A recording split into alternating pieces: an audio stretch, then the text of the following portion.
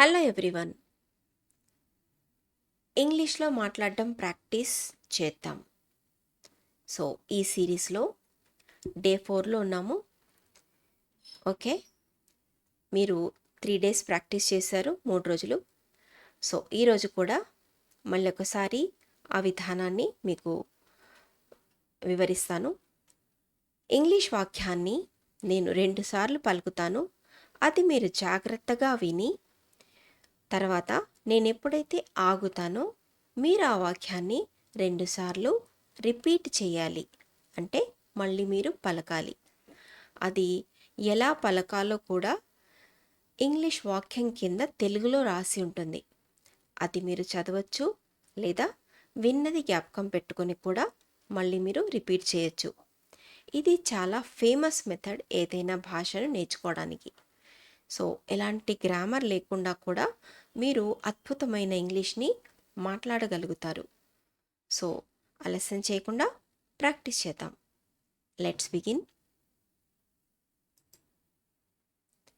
ఈరోజు కొన్ని ప్యాటర్న్స్ నేను తయారు చేశాను. అందులో మొదటి పదం లిటరల్లీ. దీంతో కొన్ని వాక్యాలు ఉంటాయి. లిటరల్లీ అనే పదానికి అర్థం వచ్చేసి నిజంగానే. నిజంగానే ఇది వాక్యంలో ఎలా వాడుతామో చూద్దాం.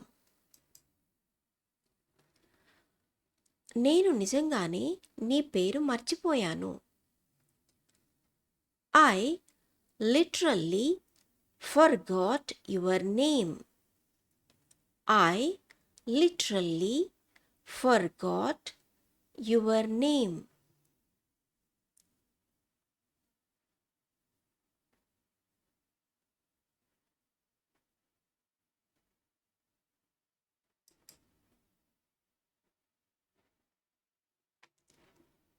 ఆమె నిజంగానే పాఠశాలకు పరిగెత్తింది. She literally ran to school. She literally ran to school.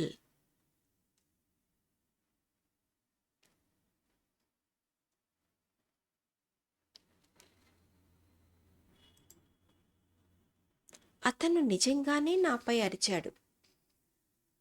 He literally shouted at me. He literally shouted at me.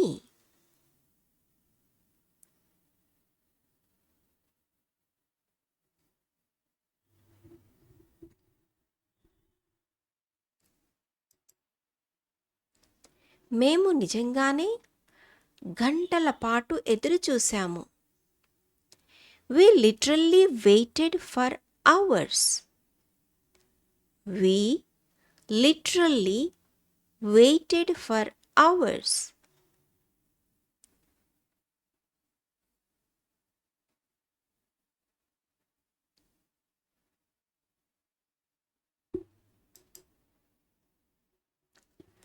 నేను నిజంగానే ఇది అర్థం చేసుకోలేకపోతున్నాను.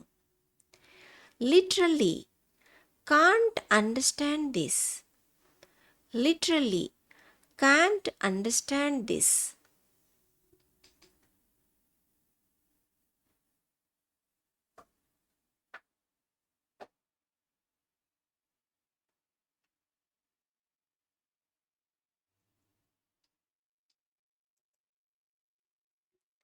నేను నిజంగానే ఇది అర్థం చేసుకోలేకపోతున్నాను. Literally can't understand this. Literally can't understand this.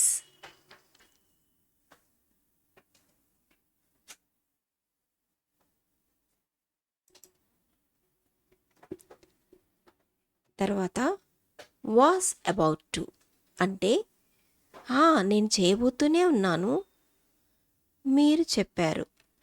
నేను చేయబోతూనే ఉన్నాను, వాళ్ళు వచ్చారు. అంటే నేను ఫోన్ చేయబోతూనే ఉన్నాను, వాళ్ళు వచ్చారు. నేను అనబోతూనే ఉన్నాను, వాళ్ళు ఆన్సర్ చెప్పేశారు. సో ఇలా అలా చేయబోతూనే ఉన్నాను, అలా జరిగింది అనే సందర్భంలో వాస్ అబౌట్ టు వాడతాము. సో దీంతో కొన్ని వాక్యాలను ప్రాక్టీస్ చేద్దాము. నేను నీకు కాల్ చేయబోతున్నాను. I was about to call you. I was about to call you.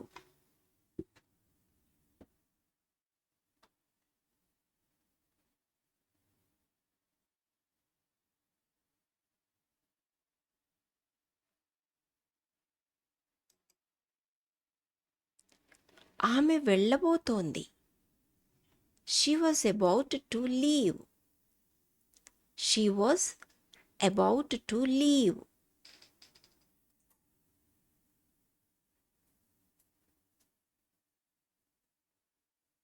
ఇది పాస్ట్ టెన్స్లో ఉంది, గమనించండి. She is about to leave అంటే ఇప్పుడు వెళ్ళబోతోందని, she was about to leave అంటే అప్పుడు వెళ్ళబోతోందని అర్థం వస్తుంది. అతను క్లాస్ ప్రారంభించబోతున్నాడు. He was about to start the class. He was about to start the class.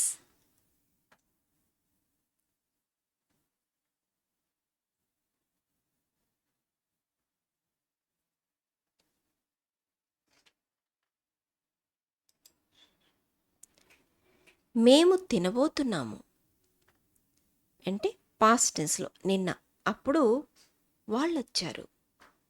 మేము తినబోతున్నాము, వాళ్ళొచ్చారు. We were about to eat. We were about to eat.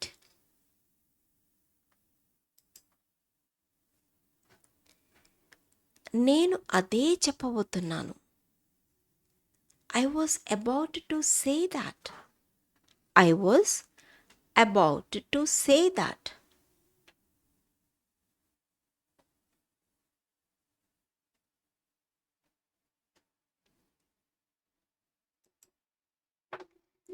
తర్వాత వుడ్ రాదర్ని తీసుకొని కొన్ని వాక్యాలను మనం ప్రాక్టీస్ చేస్తాం. దీని యొక్క అర్థం వచ్చేసి, దానికంటే నేను ఇలా చేయటం ఇష్టపడతాను అంటే బయటికి వెళ్ళడం కంటే నేను ఇంట్లో ఉండడం ఇష్టపడతాను. నేను నాన్ వెజ్ తినడం కంటే నేను వెజ్ తినడం ఇష్టపడతాను. వుడ్ రాదర్ అని చెప్తూ వాక్యాలను మనం ఇప్పుడు ప్రాక్టీస్ చేద్దాము. రైట్. నేను ఇంట్లో ఉండడానికే ఇష్టపడతాను. I would rather stay at home. I would rather stay at home.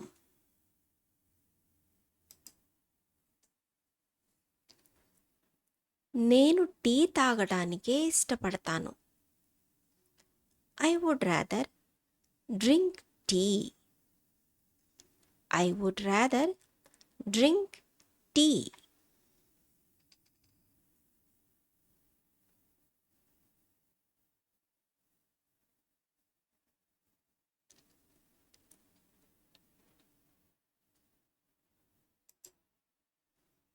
ఆమె పుస్తకం చదవడానికే ఇష్టపడుతుంది.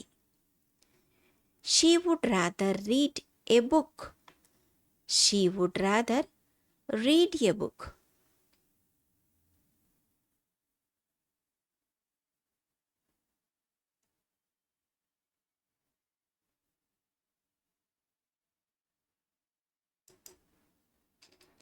నేను అక్కడికి వెళ్ళిపోవడానికి ఇష్టపడతాను. I would rather not to go there. నేను అక్కడికి వెళ్ళకపోవడానికి, ఓకే, వెళ్ళకపోవడానికి ఇష్టపడతాను అంటే వెళ్ళకుండా ఉండడానికి ఇష్టపడతాను. I would rather not go there. I would rather not go there.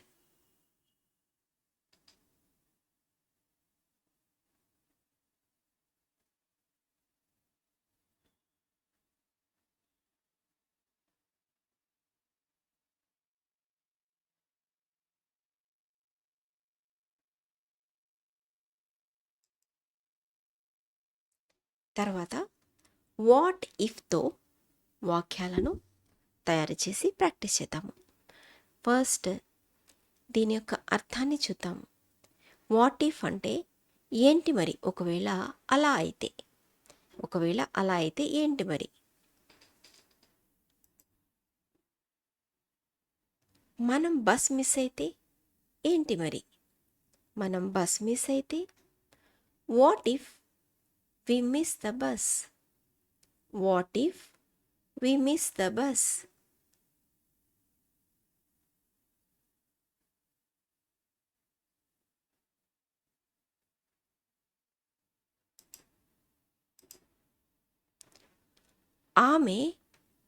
ఆమెకు కోపం వస్తే, ఒకవేళ ఆమెకి కోపం వస్తే మరి ఎలా?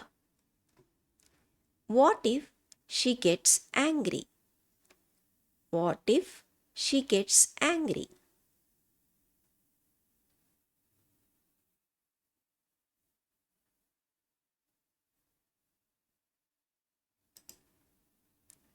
ఈరోజు వర్షం పడితే మరి అప్పుడెలా? What if it rains today? What if it rains today?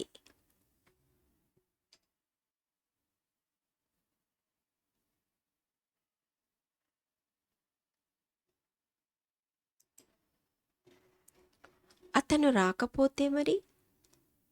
What if he doesn't come? What if he doesn't come?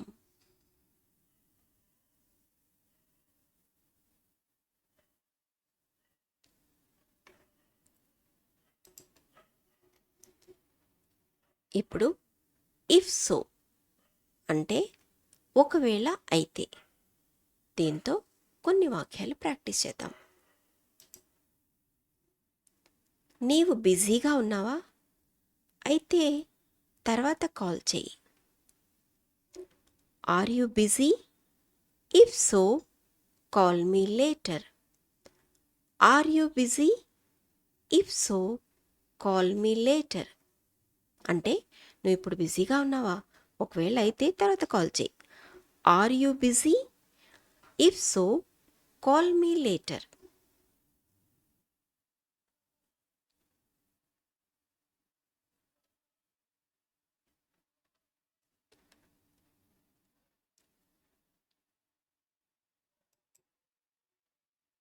వాళ్ళు వస్తున్నారా?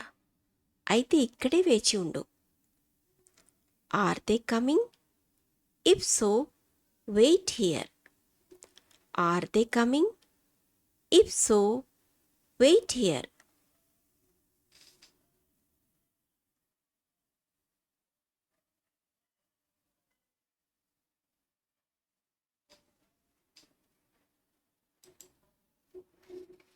అతను పూర్తి చేశాడా? అయితే నాకు చెప్పు. Did he finish? If so tell me. Did he finish? If so tell మీ.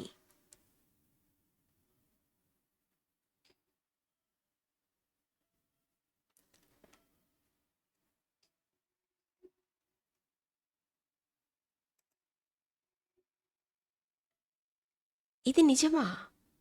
అయితే నేను సంతోషంగా ఉన్నాను. Is it true? If so I'm happy. Is it true? If so I'm happy.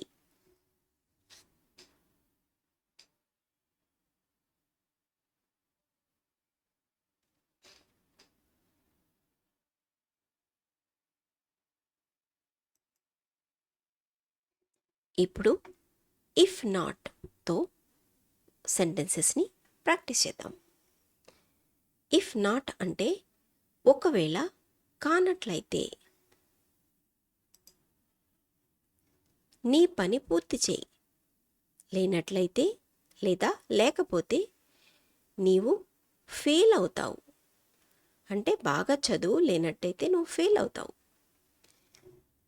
Finish your work. If not you will fail. ఇక్కడ study well అని కూడా అనొచ్చు. Study well. If not you will fail. ఇక్కడ వాక్యాన్ని practice చేద్దాం. Finish your work. If not you will fail. Finish your work. If not you will fail.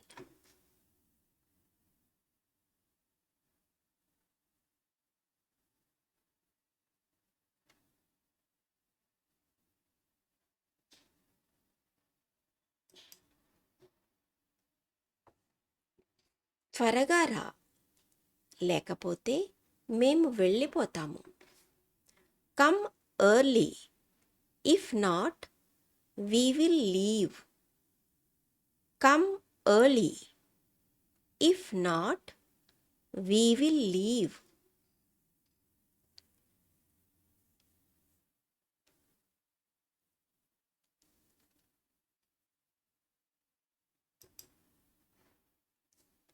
బాగా చదువు, లేకపోతే నీవు పశ్చాత్తాపపడతావు. Study well, if not you will regret. Regret అంటే పశ్చాత్తాపపడటం. Study well, if not you will regret. Study well, if not you will regret.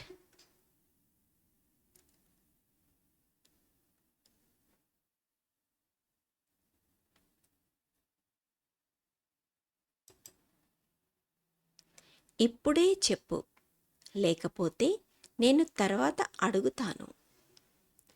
Tell me now, if not I will ask later.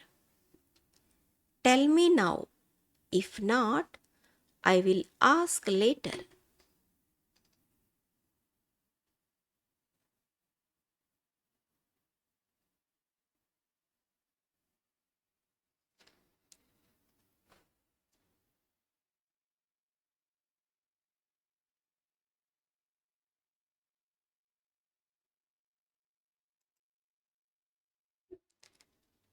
త్వరగా, లేకపోతే మనం ఆలస్యం అవుతాము.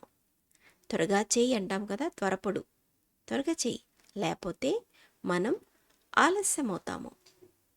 Hurry up, if not we will be late. Hurry up, if not we will be late.